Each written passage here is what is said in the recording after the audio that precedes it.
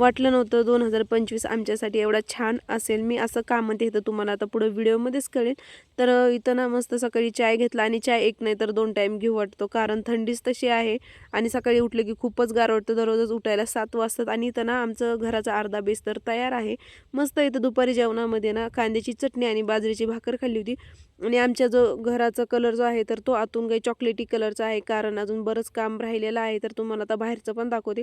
बाहेरून सुद्धा चॉकलेटीच कलर दिलेला आहे आणि हे काही दुसऱ्या रूममधला कलर आहे. तर आधी ना सर्व हे जे पत्रे आहेत ना, सर्व पत्र्यांना चॉकलेटीच कलर दिलेला आहे आणि खरं सांगते एवढं छान घर आहे ना आमचं.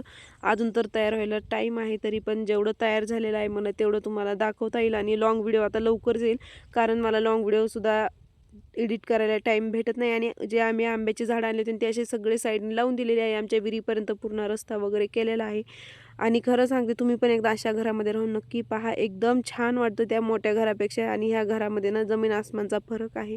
चला मग तुम्हाला आता माझा हा ब्लॉग कसा वाटला कमेंट करून नक्की कळवा. नवीन असाल ना तर प्लीज आधी माझ्या चॅनलला सबस्क्राईब करून घ्या.